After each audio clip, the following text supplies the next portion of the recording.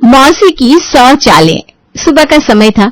महेश और उसकी पत्नी राधा डाइनिंग टेबल पर बैठे नाश्ता कर रहे थे। तभी महेश के फोन की घंटी बजती है। महेश कॉल उठाता है। हेलो। हाँ ठीक है। अरे ये क्या कह रही हैं आप? आपका ही तो घर है, आइए आइए। हाँ जी हम घर पर ही है। अरे नहीं कोई प्लान नहीं है, होता भी तो हम कैंसिल कर देते। आप जरूरी है क्या प्लान से? ठीक है आइए आइए फिर मिलते हैं। महेश जैसे ही फोन काटता है, राधा उसे बड़ी बड़ी आंखें करके देखने लगती है। हाँ भाई, ये घर थोड़ी ना है, सराय खाना है। इतने प्यार से किसी को भी आने के लिए बोलोगे तो नहीं आने वाला भी उठकर आ जाएगा। खुद के बारे में नहीं तो कम से कम बहुओं के बारे में तो सोचा कीजिए। एक तो हम सबका काम, फिर बच्चों का काम, और अब मेहमानों को भी वही देखेगी। कौन आ रहा है? अब किसे न्योता दे दिया? बहन आ रही है। ये सुनते ही राधा का चेहरा और बिगड़ जाता है। वो चिढ़ते हुए खुद में बड़बड़ाते हुए नाश्ता करने लगती है। आने दो, जैसे हर बार आती है और सारा घर सर पर उठा लेती है, इस बार भी उठा लेगी। ऐसे भी बच्चों के नए सेशन शुरू होने वाले हैं और दिक्कत होगी घर में। मुझे क्या है, जब चिढ़कर तुम्हारी बहुएं अपने मायके जा जाकर बैठने लगेगी ना, तभी अकल ठिकाने आएगी तुम्हारे। राधा को परेशान कर महेश जोर जोर से हंसने लगता है। अरे मोहतरमा, आप तो बिना बात के ही गर्म हुई जा रही है। मेरी नहीं आपकी बहन आ रही है। बस ये सुनने की देर थी और राधा का चेहरा खिल उठता है। वो खुशी से उछल पड़ती है। हैं? सच में मेरी बहन आ रही है? पारुल तो मुंबई में रहती है ना? आपका फोन साइलेंट पर है ना मम्मी जी? मौसी जी ने मुझे भी फोन किया था। वो कहना अमित का ट्रांसफर हमारे शहर में हो गया। यहाँ से कुछ 12-13 किलोमीटर की दूरी पर ही मौसी जी को घर मिला है। हमारे घर में ऐसा कैसे हो सकता है बताइए? अरे वाह वाह वाह, मैं अभी पारुल को फोन मिलाती हूँ, तब तक तुम दोनों सारी तैयारियां कर लो। सारी तैयारियां हो गई है मम्मी जी, आप घबराइए मत। पारुल यूं तो राधा से उम्र में 1 साल बड़ी थी, पर हरकतों में ये कोई भी नहीं कह सकता था कि पारुल राधा बहनें हैं। कोट सेट पहने पारुल राधा के घर पहुंचती है। दरवाजे पर पारुल को देखते ही जैसे ही तारा और निकिता उसके पैर छूने झुकती है, पारुल उनका हाथ पकड़ लेती है। अरे बेटा, मैं तुमसे बस 5-10 साल बड़ी होंगी, पैर छूकर तुम दोनों तो मुझे आंटियों जैसा फील करवा रही हो। आजकल तो गले मिलने का जमाना है, मैं ये ओल्ड ट्रेडिशंस में नहीं मानती। गले मिलो, बेटियां पैर नहीं छूती वैसे भी। कसम से मौसी जी, आपसे मिलकर लगता नहीं कि मैं अपने ससुराल की किसी मेंबर से मिल रही हूँ। लगता है मेरे मायके से ही कोई आया है। वैसे ना अमित दिख रहा है ना स्नेहा, कहाँ है मेरे भाई और भाभी? वो बेटा अभी तो अमित आया ही है, एक काम थोड़ी ना है, घर एडजस्ट करना है, ऑफिस देखना है। अब ऐसे में स्नेहा को कैसे साथ ले आती? ऊपर से स्नेहा की माँ की तबीयत भी ठीक नहीं थी, तो वो आएगी पीछे से। पारुल अपनी बहन से गप्पे लड़ाने में लग जाती है। कुछ देर बाद टेबल पर खाना लगता है। मौसी जी, आप तो कुछ ले ही नहीं रही है, ऐसे नहीं होता। सिर्फ 2 फुलके, इससे ज्यादा तो चिड़िया चुग लेती है हमारे छत पर। एक फुलका तो लेना ही पड़ेगा। तेरे हाथ में ना जादू है, वरना मैं ना कभी एक फुलके से ऊपर खाती ही नहीं। अब ये बॉडी ऐसे थोड़ी ना मेंटेन है, सब देखना पड़ता है। वैसे खाना बहुत अच्छा बनाती है तू। अरे निकिता दीदी, जरा बाहर आओ, आपके फुलकों की तारीफ हो रही है। ये फुलके मैंने नहीं मौसी जी, मैंने तो सिर्फ चटनी बनाई है, जो आपने प्लेट से बाहर निकालकर साइड कर दी। तारा की आवाज सुनकर निकिता रसोई से बाहर आती है। अरे मौसी जी, आप चटनी खाकर तो देखिए, दिखने में धनिया की लग रही है ना, पर आप जब खाओगे तब समझ में आएगा कि ये तारा मैडम क्या चीज है। मेरे दोनों बच्चे तो घर का कुछ खाना ही नहीं खाना चाहते। साग सब्जी हो या दूध दही, वो तो ये तारा है जिसने उन दोनों को खाना खाना सिखा दिया। फ्लेवर्स को ऐसे बदलती है कि मजा आ जाता है। अपनी बहन की दोनों बहुओं को आपस में इतने अच्छे से घुल मिलकर रहता देखकर पारुल मन में सोचती है, क्या ही था जीजाजी के पास। घूम फिर कर एक दुकान थी, उसमें भी 2-2 बेटे हो गए, फिर 2 बहुएं आ गई। ठीक है, काम अब चलने लगा है, पर फिर भी आज के जमाने में दोनों देवरानी जिठानी इतना मिलकर रह रही हैं। और एक मेरा घर है, जहां घूम फिर कर एक बहू है, वो भी आए दिन अपने मायके जाकर बैठ जाती है। पता नहीं क्या कमी रह गई मेरी तरफ से। बस बस बेटा, बहुत खातिर हो गई मेरी, अब मैं निकलती हूँ। वहां अमित भी ऑफिस से आता ही होगा। आज तो बस उसे साइन करना था कि चलो ज्वाइनिंग ले ली है, बाकी कल से ड्यूटी करेगा। फिर तो मौसी फ्री की फ्री है, यहीं आकर डेरा जमाना है मौसी जी को। और अगले दिन से सच में पारुल अपने बेटे को ऑफिस भेजने के बाद वक्त वक्त पर अपनी बहन के घर जाकर डेरा जमाने लगती है। निकिता रसोई में दोपहर के खाने की तैयारी कर रही थी कि तारा आकर उसे कहती है, सिर्फ आलू प्याज की सब्जी बनाई भाभी, ऐसा नहीं चलेगा। मौसी जी आई हुई है, अब दाल चावल के साथ उनको एक सब्जी तो नहीं परोस सकते ना हम। घर पर तो कुछ भी खा लेते। एक काम करती हूँ, मैं परवल की सब्जी बना लेती हूँ। फ्रिज में रसगुल्ले रखे हुए थे। आज नाश्ते में ही मम्मी जी को खिलाकर खत्म किया मैंने। पता होता तो रख लेती। मैं जाकर मीठा ले आती हूँ। 2 सब्जी और 1 मीठा रहेगा तो प्लेट खाली नहीं लगेगा। बाकी चटनी पापड़ अचार तो है ही। निकिता फौरन मार्केट जाती है और यहाँ तारा बाकी का काम संभालने लगती है। जल्दी जल्दी दोनों देवरानी जेठानी मिलकर दोपहर का खाना टेबल पर लगाती हैं। अरे वाह वाह, मौसी जी आई है तो कम से कम हमें भी वैरायटी का खाना मिल रहा है। वैसे खाना बहुत अच्छा है तारा। मुझे तो खुद ही सब कुछ भाभी ने सिखाया है। आप ही की तारीफ हो रही है इनडायरेक्टली भाभी। हर बार अपने सर का ताज अपनी जेठानी के सर पर रखने की जरूरत नहीं है तारा। वो कौन सा तुझसे चलती है। पति तारीफ कर रहा है तो खुशी खुशी तारीफ ले लिया कर। पता चला आगे जाकर उसने तेरी इस आदत से परेशान होकर तारीफ करनी ही बंद कर दी। 12 बजे आई पारुल को। अपनी बहन के घर बैठे 3 साढ़े 3 बज जाते हैं। वो अकेले राधा के साथ नहीं बैठी थी। उसने अपने साथ निकिता और तारा को भी फंसा रखा था। अच्छा मौसी जी, आप और मम्मी जी बात कीजिए, मैं जरा काम निपटा कर आती हूँ। अरे अपनी सास के साथ मुझे छोड़कर मत जा तारा, ये मेरे एज ग्रुप की नहीं है। मेरा तो मन तुम लोगों के साथ ही लगेगा। क्या काम है तुझे? वो अपना कबड्डी ठीक करना है ना। चल मैं तेरे कमरे में चलती हूँ। तेरे पास कोई डिजाइनर ड्रेस होगी तो मौसी जी को भी एक बार पहनकर फोटो क्लिक करवानी है। मौसी जी घर पर रहेंगी तो मैं किटी पार्टी में कैसे जाऊंगी? ऐसे उनके सामने बाहर जाना ठीक भी नहीं लगेगा। यहाँ निकिता मन ही मन बाहर नहीं जा पा रही थी, इसलिए परेशान हो रही थी। तो वहां तारा को भी प्रॉब्लम हो रही थी, क्योंकि दिन की थकी हारी तारा को दोपहर में ही 1 आध घंटा सोने को मिलता था। पर पारुल उसे अकेला छोड़े तब ना। सहेलियों की तरह पारुल तारा के कबर्ड से खुद के लिए कपड़े निकालने लगती है। किसी दिन बाहर जाएंगे ना तो हम दोनों साथ में ट्यूनिंग करके जाएंगे तारा। तेरी सास तो बूढ़ी है, दादी अम्मा के जमाने की। मैं ना बड़े खुले सोच वाली हूँ भाई, तो आराम से हॉट पैंट पहना कर मस्त घूमेंगे दोनों। चल अब मैं चलती हूँ। हाँ, पारुल को अपनी उम्र से कम दिखने का बड़ा शौक था और इसी कारण वो अपनी उम्र से छोटी उम्र के लोगों के ग्रुप में रहना पसंद करती। आजकल ज्यादातर बहुएं भी ऐसी ही सास चाहती है, पर ना ही निकिता ना ही तारा को पारुल की यह हरकतें भा रही थी। हर रोज नाश्ते के बाद आने वाली पारुल आज दोपहर के 3 बजे तक राधा के घर नहीं आई थी। चलो अच्छा है, लगता है स्नेहा भाभी आ गई है, इसीलिए मौसी जी नहीं आई। मैंने बच्चों को सुला दिया है, अब मैं भी जरा अपनी कमर सीधी कर लेती हूँ। तू भी जाकर सो जा तारा, कुछ दिनों से हम दोनों को आराम ही नहीं मिल पा रहा है।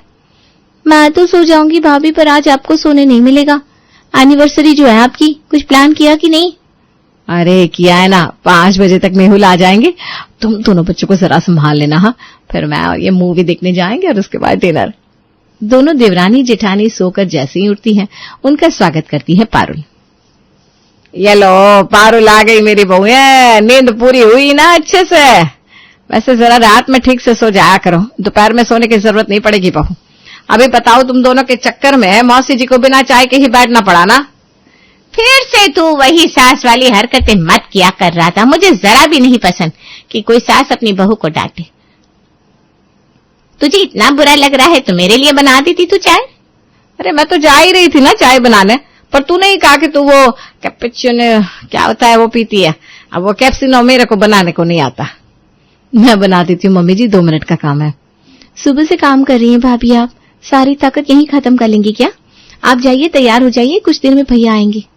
और पारुल को निकिता और तारा की बातचीत से ये पता चल जाता है कि रात को निकिता ने मूवी का प्लान किया है। अरे अरे बेटा, आज तेरी एनिवर्सरी है, मुझे बताना तो चाहिए था, मैं कुछ लेकर आती, खाली हाथ आ गई। और राधा, तूने क्या दिया अपनी बहू को?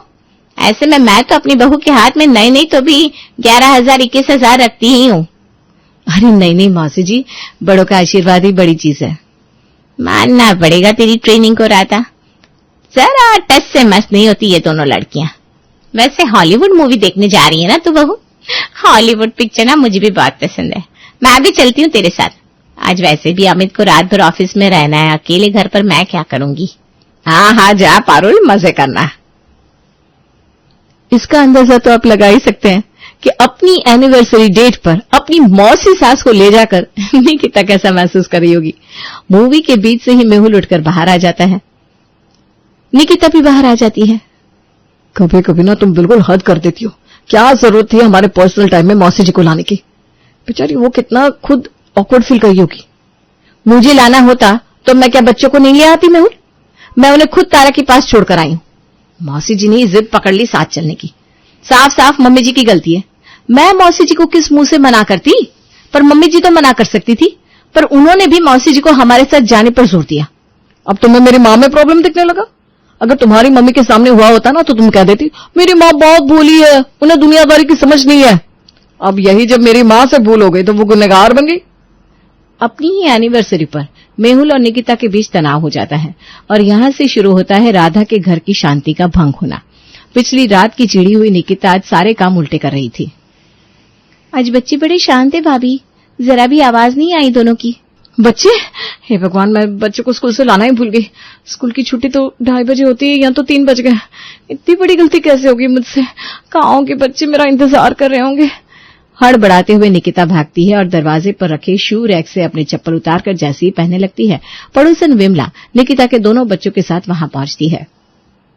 तेरे बच्चे कोई 10वीं 12वीं में नहीं पढ़ते निकिता, कि माँ लेने नहीं गई तो खुद चल कर आके। 5-7 साल के बच्चे हैं तेरे, ध्यान रखा कर। वो तो मैंने देख लिया तो ले आई। स्कूल वाले तो स्कूल बंद करके चले गए थे। दोनों बच्चे इतनी चिलचिलाती धूप में सड़क के किनारे खड़े थे। अरे तेरी बेटी तो रो रही थी। ये सब क्या हरकत है बहू? कहाँ रहता है तेरा ध्यान? आजकल कोई काम ढंग से तो करना ही नहीं चाहती। भाई मैं सोचूं इनके घर में इतनी शांति कैसे होती है। 4 दिन हुए नहीं मुझे आए, सबकी रंगत दिखने लग गई। बेकार में ही शोक मना रही थी। सही तो है, इनके घर में भी वही कलेश है। और पड़ोसन के सामने राधा निकिता को ही डांट देती है। ये लड़ाई का सिलसिला शुरू जो होता है फिर थमने का नाम ही नहीं लेता। रसोई में भाभी आलू प्याज की सब्जी बनानी है, आलू टमाटर की नहीं। अच्छा, तो अब तुम भी मुझे सिखाओगी कि क्या करना है क्या नहीं? अरे इतने दिनों से काम कर रही हूं मैं, ये रसोई मेरी है, तुम मेरे बाद में आई हो, भूलो मत तारा। तुम्हें भी काम करना मैंने ही सिखाया है। अगर आपने सिखाया तो इसका ये मतलब नहीं है भाभी कि आप हर वक्त सही होंगी। मैंने तो बस आपको ये बताया कि आप गलती कर रही हैं, आप उसे सुधार सकती हैं, पर सुधारने की बजाय आपको बहस करनी है। पता नहीं आजकल आपको क्या हो गया है। कल बच्चों को भी स्कूल से लेकर नहीं आई। मेरे बच्चों की फिक्र करने की तुम्हें जरूरत नहीं है तारा। तुम कौन सा उनका लालन पालन कर देती हो? तुम्हें तो आए दिन बस मुंह उठाकर अपने मायके जाकर बैठना होता है, और वो भी खास करके उस वक्त जब मौसी जी आई हुई हो, ताकि सारा काम मेरे सर पर आ जाए। ये सुनते ही तारा गुस्से में वहीं पर रखे एक प्लेट को उठाकर जोर से फेंकती है और रसोई से बाहर आ जाती है। हाय राधा, तेरी बहुएं तो आपस में हाथ पैर चला रही हैं। ऐसे रसोई में बर्तन कौन फेंकता है बता? जरा भी संस्कार नहीं है दोनों में। अच्छे घर की बहुएं इस तरह शोर शराबा करती है क्या? पता नहीं क्या हो गया है पारुल, किसकी बुरी नजर लग गई मेरे घर को। हमारे घर में ये शोर शराबा, ये लड़ाई झंझट तो कभी होता ही नहीं था। रात को खाने पर तारा सभी को खाना परोस रही थी। और तारा, तेरा चांद सितारा कहाँ है? मतलब तेरी जेठानी कहाँ है? एक दूसरे के बिना तो तुम रहते नहीं हो दोनों। वो मैडम तो उठकर अपने कमरे में बैठी हुई है। जमकर बहस हुई है आज दोनों देवरानी जेठानियों में। क्या बोलूं मैं मौसी जी, काम ठीक से होता नहीं भाभी से, और घमंड उनमें इतना है कि राजपाट वाले भी शर्मा जाए। उसका ना ऊपर का मंजिला खाली है मौसी जी। कौन सा ऐसा दिन गुजरता है जब मैडम गलती नहीं करती। अब सारा काम मुझ पर आ गया, मैं अकेले क्या क्या करूं? सर चकरा रहा है मेरा, मुझे कुछ ठीक नहीं लग रहा। पर जब पति को ही पत्नी की फिक्र ना हो तो किसी से फिक्र की क्या उम्मीद की जाए। इसी तरह हर रोज घर में लड़ाइयां हो रही थी और ये सारी लड़ाई महेश ऑब्जर्व कर रहा था। रात को मैं सोच रही हूँ अच्छे पंडित जी को बुलाकर घर पर यज्ञ करवा लूं। पता नहीं कहाँ चली गई हमारे घर की शांति। कितनी जोर जोर से आवाजें आ रही है प्रेम और तारा के कमरे से। अभी तो शांति हुई है, कुछ दिनों बाद घर के मेंबर्स भी जाने शुरू हो जाएंगे, सब खत्म हो जाएगा राधा, और वो तुम्हारे कारण। और बुलाकर बिठाओ साली साहिबा को अपने घर पर। मेरी बहन के आने के बाद क्या हुई थी तुमने ही कहा था, इतना सब कैसे बर्दाश्त करेंगी बहुएं, कितने काम होते हैं। और आज जब तुम्हारी बहन के पीछे दोनों बहू की अपनी पर्सनल लाइफ खराब हो रही है तो तुम्हें नहीं दिख रहा? वो बेचारी हैं तो सामने से अपनी मौसी सास को किसी बात के लिए मना नहीं कर सकती, पर तेरी तो वो बहन है। अब भी अगर तूने आंख नहीं खोली तो हाथ से बेटे भी जाएंगे और बहुएं भी। याद रखना, तेरी गलती के कारण अगर मेरा घर बिखरा तो मेरे लिए पति पत्नी का यह रिश्ता भी खत्म हो जाएगा। अब राधा को समझ में आ जाता है कि उसके घर को किसकी नजर लगी है। अगली सुबह जैसे ही पारुल आती है। जेठानियों की तो यही आदत होती है तारा, बेकार में तेरा मूड ऑफ कर दिया निकिता ने। किसे नसीहत दे रही हो पारुल? हो गया बस, आपस की बात है, दोनों बहुएं आपस में समझ लेगी। तू अपनी बहू की बता, क्या हो गया? स्नेहा वापस क्यों नहीं आ रही? कहीं अनबन तो नहीं चल रही मियां बीवी में? या तू यहाँ है इसलिए बहू नहीं आ रही? अरे क्या बोल रही हो तुम राधा? देख पारुल, मेहमान 2 दिन ही अच्छे लगते हैं, अब रोज रोज कोई घर पर आने लगे तो घर का माहौल बिगड़ने लगता है। तो अपना घर संभाल, वहां भी कम दिक्कतें नहीं होंगी। राम राम। यहाँ पारुल राधा की चौखट छोड़ती है और वहां राधा की चौखट में वापस से सुख शांति लौट आते हैं। सुबह के 9 बजे शकुंतला देवी के घर पर। विवेक, तुम्हारी फाइल देखो मिल गई, मेरे कपड़ों में रख दी थी तुमने, बताओ। और कल तुम मुझ पर कितना चिल्ला रहे थे। क्या चिल्ला रहा था? बस पूछा तो था ईशा। तुम तो ऐसे बोलती हो, सुनने वाले को लगेगा भाई विवेक अपनी वाइफ को कितना टॉर्चर करता है। बच्चों को संभालने की उम्र में खुद बच्चे क्यों बन रहे हो दोनों? ये किस बहस में लग गए? हो गया ना काम, मिल गई ना फाइल, अब फौरन दोनों खाने की टेबल पर चलो। मैं तो तैयार ही हूँ मम्मी जी, जब से उठी हूँ तब से बैठी कहाँ हूँ। विनीता को एक ही काम मुझे ही बताना पड़ता है, क्या बनाना है क्या नहीं। अच्छा मैं किचन में जा रही हूँ, आप विवेक को रेडी करवाइए। ईशा फौरन किचन में जाती है जहां उसकी कुक प्लस काम वाली बाई रोटियां बना रही थी। अरे दीदी, आज आपने फिर से पराठे बना दिए। मैंने कहा तो था फुल्के ही बनाइएगा, वो भी बिना घी के। ऐसे ही मुझे फैटी लिवर हो रखा है। विवेक की भी तबीयत ठीक नहीं रहती, ऑफिस का खाना खा खाकर ऐसे ही शरीर कचरा हुआ पड़ा है। अब ये पराठे मम्मी जी को खिला दीजिएगा, हमारे लिए जल्दी से फुल्के सेक दीजिए। और सब्जी वगैरह देने की जरूरत नहीं है, मैं दही से ही रोटी खा लूंगी। मैं बाहर हूँ, जल्दी लगाइए खाना, टाइम हो रहा है हमारे निकलने का। भागते दौड़ते विवेक और ईशा अपना नाश्ता करते हैं।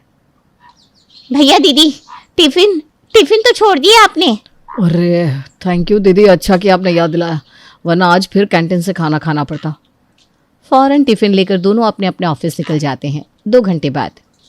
आंटी जी मैं निकल रही हूँ, सारा काम हो गया है, झाड़ू पोछा बर्तन खाना। अरे ये बाथरूम तू साफ करके आई है? मुझे लगा अभी साफ करने जाएगी। मैं फिसलते फिसलते बची हूँ फर्श पर। अरे पूरा का पूरा सरफ पड़ा है, लगता है किसी ने डब्बा खोलकर सरफ रख दिया जमीन पर। एक तो तू नाश्ते के वक्त ही दोपहर का खाना बनाकर चली जाती है और 2 घंटे में हाथ हिलाकर ऐसा काम करती है जो ना के बराबर होता है। मेरी बहू को तो लूट रही है तू। ठीक है ना, फिर जो आपकी बहू को ना लूटे ऐसे काम वाले ले आओ ना आंटी जी। आने दे ऑफिस से बहू को, कल तो तेरा नामो निशानी मिटा दूंगी मैं। और अगली सुबह यही होता है।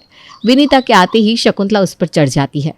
नहीं नहीं दीदी, आप कोई और देख लीजिए, इतनी बेइज्जती सहकर मुझसे काम नहीं होगा। अब दूसरी काम वाली ढूंढ लो आप। मैं भी देखती है 15,000 में कौन झाड़ू पोछा बर्तन कपड़ा खाना करके देती है। ये रेट सुनते ही ना सब पीठ दिखाकर निकल लेगी। अरे रुक जाओ ना विनीता, रुक जाओ प्लीज। ये कहती हुई ईशा पीछे से विनीता के हाथ में 1000 रुपये पकड़ा देती है। 5 मिनट दीजिए मुझे मम्मी जी, मैं अभी इससे बात करके आती हूँ। विनीता को ईशा किचन में ले जाकर कहती है। एक तू ही तो मेरा सहारा है विनीता, तू जानती है ना मम्मी जी पुराने ख्यालातों की है, थोड़ा तू भी एडजस्ट कर लेना। इस बार ना मैं तेरी तनख्वाह 16,000 कर देती हूँ, ठीक है? आपका चेहरा देखकर रुक रह लिए दीदी, वरना काम की विनीता को कोई कमी नहीं है। और कुछ ऐसा था ईशा का जीवन, जहाँ उसे खुद के लिए वक्त नहीं था, पर शादी को अब पूरे 2 साल हो चुके थे और उसकी सास को तो अलग ही टेंशन लगी पड़ी थी। रात को खाने के वक्त, ये सब ना ग्रह दोष है, और वो तो होगा ही अगर शादी के इतने दिनों तक घर में बच्चा नहीं आएगा, घर में किलकारी नहीं गूंजेगी तो घर में शांति आएगी कहाँ से? आखिरी बार इस घर में विवेक हुआ था, जिस बात को आज 28 साल हो गया। मुझे मत कहिए, बच्चा करना है तो मम्मी आप ही कर लीजिए, यहाँ खुद का शरीर नहीं संभल रहा, बच्चा कौन संभालेगा? अरे मैं हूं ना, मैं संभाल दूंगी। इसी शहर में तेरी माँ का भी घर है, तेरी माँ के यहाँ छोड़ देना, और 2 साल में तो बच्चा खुद ही बड़ा हो जाता है, उसके बाद तो कोई टेंशन ना है। और तुझे ऑफिस छोड़ने को नहीं कह रही हूँ ना मैं बहू, बस 9वें महीने अगर तुझे ठीक लगे तो ऑफिस चले जाना, वरना घर पर आराम करना। इतनी छुट्टी तो ऑफिस वाले देते ही हैं। मैं तेरी नॉर्मल डिलीवरी करवा दूंगी। आज बच्चा हुआ और कल काम पर जाएगी तू। ईशा तो बच्चा पैदा करने को राजी ही नहीं थी, तो अब शकुंतला ने सहारा लिया अपने बेटे का। अगली शाम शकुंतला पड़ोसन के घर से एक छोटे से बच्चे को लेकर आती है और विवेक के ऑफिस जाने के वक्त बच्चे को ज़मीन पर अपने हाथों और पैरों की मदद से चलने के लिए छोड़ देती है। दरवाजे से जैसे ही विवेक अंदर आता है, उस छोटे से बच्चे को देखकर खुश हो जाता है। ले मेरा बेटा, ले मेरा बेटा, कहते हैं ना, बच्चे के साथ कोई भी बच्चा बन जाता है। अपने कपड़े चेंज किए बिना ही विवेक बच्चे के साथ खेलने लगता है। अब ऐसे ही हर रोज शकुंतला पड़ोसी से उसके बच्चे को घर ले आया करती। डिनर रेडी है विवेक, आ भी जाओ आप। नहीं नहीं, मैं तो खेलूंगा। ला ला ला। अपना बच्चा कर लेती तुम बहू, तो कम से कम विवेक को पड़ोसी के बच्चे से तो दिल नहीं लगाना पड़ता। देख कैसे विवेक इस पराये बच्चे से घुल मिल गया है। औरत का शरीर ही माँ बनने के लिए बना होता है, और जो औरत माँ नहीं बनती ना, उसे 10 बीमारियां लग जाती है। और शकुंतला जी का ये फॉर्मूला काम आ ही जाता है, और ईशा बच्चा पैदा करने के लिए राजी हो जाती है। ऐसे ही 9 महीने बीत जाते हैं। ईशा अपने बच्चे को जन्म देती है। मेरी तो हालत खराब हो गई है मम्मी जी। आपने तो बोला था आज बच्चा कर अगले दिन ऑफिस चली जाना। यहाँ तो लगता है 10 साल तक मैं अब उठकर चल भी नहीं पाऊंगी। अरे तो कौन भेज रहा है तुझे ऑफिस? एकदम आराम कर बहू, वैसे भी ना बच्चे को अभी तेरी जरूरत है। बच्चा होने के बाद क्या ऑफिस, क्या दूसरे काम। ईशा तो बेचारी दिन भर अपने छोटे से बच्चे में ही लगी रहती। रात को विवेक ऑफिस से आता है और कुछ देर बच्चे को खिलाकर फिर से ईशा को देते हुए कहता है, बच्चे को संभालने में ही समय निकल जाता है ईशा। अब तुम चाहो तो वर्क फ्रॉम होम तो कर ही सकती हो। अब देखो तुम्हारी सैलरी भी नहीं आ रही, हॉस्पिटल में अभी इतना एक्सपेंस हुआ है, अब घर पर बच्चा है तो हर रोज़ कुछ ना कुछ तो लाना ही रहता है। खर्चे इतने बढ़ गए और इनकम आधी हो रखी है। अब तो रिंकू भी 6 महीने का हो गया है। मुझे नहीं लगता अब तुम्हें ज़्यादा दिक्कत होगी। तुमने तो बोल दिया विवेक, 2 मिनट नहीं संभालता कोई से। पहले तो मम्मी जी ने कहा था पैदा कर लो मैं पाल दूंगी। 1 सेकंड के लिए अगर ये रो देता है तो मम्मी लाकर इसे मेरी गोद में रख देती है। मेरे ऑफिस में वो प्रिया नहीं थी क्या, उसकी भी डिलीवरी हुई है। 2 महीने नहीं हुए कि वापस से उसने ऑफिस भी ज्वाइन कर लिया। देखो इच्छा हो ना तो सब कुछ हो सकता है। और कौन सा मैं तुम्हें ऑफिस जाने को बोल रहा हूँ। तुम्हारी ऑफिस की तो तुम बहुत पुरानी एम्प्लॉई हो, बात करो ना बॉस से, हो जाएगा मैनेज। और ईशा को 6 महीने बाद ही वर्क फ्रॉम होम लेना पड़ता है, और इसके कुछ और दिन बाद बॉस का ऑफिस से कॉल आता है। अब तो मैं तुम्हें और वर्क फ्रॉम होम अलाउ नहीं कर पाऊंगा ईशा, क्योंकि बाकी एम्प्लॉयज़ भी है, सबको देखना पड़ता है। 1 हफ्ते और वर्क फ्रॉम होम कर लो, फिर ऑफिस ज्वाइन कर लो। हो गया कल्याण, अब इस बच्चे को घर पर कौन संभालेगा? मैं है ना दीदी, बस आप ना ज़रा तनख्वाह का ख्याल रख लीजिएगा। वाह वाह वाह विनीता, इधर आ मेरे पास बैठ। विनीता, मुझे तुझ पर ही भरोसा था, तू ही मेरी आखिरी उम्मीद थी। अच्छा मैं ना तुझे 22,000 दे दूंगी, तू रिंकू का ध्यान रखना। कल से मैं ऑफिस ज्वाइन कर लेती हूँ। मेरी सास पर तो मुझे रत्ती भर भी अब विश्वास नहीं रहा। विवेक और ईशा की भागदौड़ भरी जिंदगी वैसे ही चलती रहती है, पर पहले जो लोकल ट्रेन थी अब मेट्रो एक्सप्रेस हो जाती है, क्योंकि अब उनकी लाइफ में रिंकू जो ऐड हो गया था। 2 साल बाद। अरे यार देखो ना विवेक कैसे फूट फूट कर रो रहा है, कैसे जाऊं मैं ऑफिस? वो तुम्हारे लिए नहीं रो रहा है, रुको मैं बताता हूँ। विवेक कमरे से लैपटॉप लाकर उस पर कार्टून मूवी लगाकर रिंकू के सामने रख देता है, और रिंकू आराम से लैपटॉप में पिक्चर देखना शुरू कर देता है।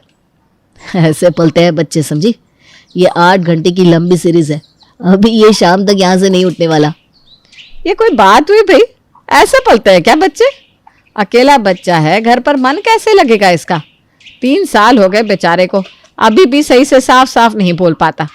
बोले भी कैसे? बात करने के लिए है ही कौन इसके पास? इसके माँ बाप तो अपना बस्ता उठाकर अपने काम पर चले जाते हैं। विनीता रसोई देखती रहती है, और बुढ़ापे में मैं कितना ही बात कर लूँ इससे। इससे तो साथ खेलने वाला भाई या बहन चाहिए। यहाँ एक बच्चा नहीं संभल रहा और इसको भाई बहन लाकर तुम्हें। हाथ जोड़ती हूँ मम्मी जी, अब मुझसे नहीं होगा। वैसे बस्ते से याद आया, 3 साल का तो हो गया है रिंकू, अब इसका भी स्कूल में एडमिशन करवा देते हैं। आधे से ज्यादा वक्त स्कूल में रहेगा तो हमें भी टेंशन नहीं होगी। क्यों विवेक? विवेक और ईशा रिंकू का एडमिशन स्कूल में करवा देते हैं, पर जो बच्चा स्कूल जा रहा हो उसका होमवर्क देखना भी तो एक बहुत बड़ा टास्क होता है। सिर्फ होमवर्क देखना ही नहीं, होमवर्क करवाना भी। ईशा और विवेक जैसे ही ऑफिस से आते हैं, पापा आज टीचर ने बहुत मारा क्योंकि होमवर्क नहीं हुई थी, और मैंने भी उनको बोल दिया यूजलेस। मम्मा आप भी मेरे को कहती हो ना? तो उन्होंने बोला कल मम्मी पापा को लेकर आना, पर आप दोनों तो ऑफिस जाते हो तो स्कूल कौन आएगा? दादी तो बूढ़ी है, मैं बूढ़ी दादी को नहीं ले जाऊंगा स्कूल। क्या? ओ माय गॉड, और यूज करो ऐसे वर्ड्स ईशा। बेचारे को होमवर्क भी नहीं करवाया, अरे ध्यान रखना चाहिए था ना। अच्छा मेरा बेटा, वाह। सारी जिम्मेदारियां मुझ पर है। बच्चा भी मैं पैदा करूं, जॉब भी मैं करूं, घर आने के बाद डिनर भी मैं बनाऊं और बच्चे का होमवर्क भी मैं करवाऊं। तो तुम क्यों हो यहाँ? माँ बाप दोनों तो मैं ही हूं, तुम तो कुछ करती ही नहीं। तुमसे ज्यादा सैलरी है मेरी, छोड़ देता हूँ नौकरी, बैठ जाता हूँ घर पर, फिर संभाल लेना तुम सारा खर्च। 30,000 की तुम्हारी सैलरी है, उसमें तुम काम वाली को खर्च देती हो और अपना थोड़ा बहुत पर्सनल खर्च भी निकालती हो। बाकी सब तो मुझ पर है ना ईशा। राशन कौन लाता है? मैं ही लाता हूँ। रिंकू का एडमिशन किसने करवाया? नर्सरी में 90,000 रुपए लगे, वो कहाँ से आए पैसे बताओ? अरे भाई तुम दोनों भी चुप हो जाओ। अब गलती की है तो भुगतना तो पड़ेगा। 5 साल का हो गया है रिंकू। अगर इसका कोई छोटा भाई बहन रहता तो उस पर जिम्मेदारी रहती उसे संभालने की, फिर खुद का होमवर्क तो करता ही, उसका भी होमवर्क करवा देता। और ये उलझुल शब्द तो उसके जबान पर आते ही नहीं। पर अब इसके आगे पीछे है ही कौन? सुन लो ईशा, सुन लो क्या कह रही है मम्मी। कभी कभी तो मुझे लगता है मम्मी आप ठीक ही कहती हैं। अकेला रहता है ना रिंकू घर पर, इसलिए इतना बिगड़ गया है और इसका ध्यान हमारी बातों पर रहता है। अपना खुद का भाई बहन रहता तो उसके साथ ही लगा रहता, फिर हमें टेंशन लेने की जरूरत ही नहीं पड़ती। एक और बच्चा, समझ में भी आ रहा है तुम्हें? फिर मुझे ऑफिस छोड़नी पड़ेगी। एक बच्चे के पीछे इतने खर्च होते हैं, कैसे होगा सब मैनेज? अरे नहीं बेटा, एक बच्चे को पालने में जितना खर्च है ना, 10 बच्चों को पालने में भी उतना ही समय और उतना ही खर्च आता है। अब मुझे ही देख ले, 10-10 भाई बहन थे हम, क्या नहीं पले? उस जमाने में तो इतनी फैसिलिटी भी नहीं थी कि फोन पकड़ा कर बच्चों को बिठा दो। पहले और आखिरी बच्चों में ही इतना फर्क हो जाता था कि भाई बहन ही एक दूसरे को पाल देते थे। मेरा तो कन्यादान भी मेरी बहन ने ही किया था। वाह, मतलब रिंकू की बहन आएगी। Rinku is very happy. पता है दादी, अगर मेरी बहन आएगी तो मुझे राखी बांधेगी, जैसे कि चिंटू की बहन उसे राखी बांधती है। कल संडे है, कल सारा ऑफिस का काम छोड़ छाड़ कर मैं रिंकू के स्टडीज पर ध्यान देती हूँ। चलो तुम कमरे में। अगली सुबह उठते ही ईशा रिंकू को पढ़ने के लिए बिठा देती है। यूँ तो आपकी सास बकवास करती है दीदी, पर ये वाली बात ना सच कह रही है। मैंने बिना एक बच्चा होते ही दूसरा बच्चा कर दिया था। अब देखिए, मैं यहाँ रहती है तो पीछे से मेरी बेटी ही मेरे बेटे को संभाल लेती है। ईशा जिससे भी बात करती तो उसे 2 बच्चे होने के फायदे ही गिनवाए जाते और इस बात को पक्का करने के लिए विवेक की कलीग अपने हस्बैंड और बच्चों के साथ उनके घर आती है। हेलो विवेक। अरे प्रिया तुम? अरे यार, मैं कल किसी और बात में फंस गया था, सबको बताना ही भूल गया था कि आज तुम आने वाली हो। बिट्टू, महर का ध्यान रखना। हाँ मम्मा, महर बेबी को बिट्टू संभाल लेगा, बस आप मम्मम दे दो महर की। और सबके सामने प्रिया का बेटा उसकी बेटी को संभाल रहा था। आप प्रिया से ही पूछ लो। तुम बताओ बेटा, कोई दिक्कत होती है क्या 2 बच्चों को संभालने में? बिल्कुल नहीं आंटी जी, बिल्कुल भी नहीं। मेरा तो बेटा ही मेरी बेटी को संभाल देता है, मुझे चिंता करने की ज़रूरत नहीं पड़ती। मुझे तो हकीज भी चेंज करने आते हैं आंटी। ये देखो, यही तो समझाना चाह रहा था मैं ईशा तुम्हें। क्या बताऊँ यार प्रिया, परेशान हो गया हूँ मैं। हमसे ना रिंकू संभल ही नहीं रहा, हमारे पीछे बेचारे का मन ही नहीं लगता। मम्मी ने कितनी बार समझाया ईशा को कि दूसरा बच्चा कर लो, पर उसे ये बात समझ में ही नहीं आती। अरे पर अभी क्या हड़बड़ी है? एक तो शादी के 3 साल बाद हमने पहला बच्चा किया, वो भी क्यों? क्योंकि तुम सेटल नहीं थी। अब रिंकू 5 साल का हो गया, अब कितना लेट ईशा। इसके बाद तुम्हें लगता भी है कि तुम कंसीव कर पाओगी? वही तो, दूसरे बच्चे को पहले बच्चे के ही कपड़े पहना दो, उसके खिलौने दे दो। शुरुआती दिन तो ऐसे निकल जाते हैं, खर्चा होता ही नहीं। विवेक इज राइट भाभी, you should go for it. कम से कम 2 बच्चे तो होने चाहिए। पता नहीं, एक बच्चा अगर नालायक निकल जाए तो दूसरा बच्चा तो बुढ़ापे का सहारा बन पाएगा। और ईशा मान जाती है, पर बच्चा करना हमारे हाथ में तो होता नहीं। बहुत कोशिश के बाद भी ईशा कंसीव नहीं कर पाती। आजकल का खान पान कैसा हो गया है, शरीर में जान कहाँ बची है किसी के जो औरत माँ बनेगी। मैंने तो पहले कहा था बहू, पहले ही कर ले बच्चा, पर पता नहीं तेरी बुद्धि कहाँ घास चलने गई थी। मैं कोशिश कर रही हूँ ना मम्मी जी, आप फिक्र मत कीजिए, हो जाएगा बच्चा। लगातार कोशिशों के बाद भी कुछ हाथ न लगने के कारण विवेक और ईशा के बीच लड़ाइयाँ बढ़ती जा रही थी। कहाँ रिंकू को पालने के लिए वो सेकंड बेबी के बारे में सोच रहे थे, पर अब इस झंझट में रिंकू के साथ ईशा और विवेक जो वक्त बिताते थे, अब वो वक्त भी रिंकू को नहीं मिल पा रहा था। मुझे मत बोलो विवेक, देख लो मैं तो मान गई ना, ट्राई किया ना, पर कंसीव नहीं कर पा रही हूँ। क्योंकि फॉल्ट तुम में है। You are useless. वही तो, तुमने तो डॉक्टरी भी कर ली। अरे कब की, मुझे तो बताया नहीं। टेस्ट करवाया क्या तुमने अपना, जो मुंह उठाकर मुझ पर आरोप लगा रही हो? तो करवा लो ना टेस्ट, दूध का दूध पानी का पानी हो जाएगा। विवेक और निशा दोनों ही टेस्ट करवाते हैं और पता चलता है कि ना ही अब ईशा माँ बन सकती है और ना ही विवेक पापा। ये रिपोर्ट्स देखते ही दोनों डॉक्टर के सामने ही कुत्ते बिल्लियों की तरह लड़ना शुरू कर देते हैं। मुझे ये कहना तो नहीं चाहिए, पर मैं कह रही हूँ कि आई एम हैप्पी कि आप दोनों कंसीव नहीं कर सकते, वरना जैसे आपने अपने फर्स्ट चाइल्ड की हालत करके रखी है, दूसरे बच्चे की भी यही हालत होती, क्योंकि आप पेरेंटिंग में फेल हो रहे हैं। लोगों ने कह दिया सेकंड बेबी होना चाहिए और आपने मान लिया।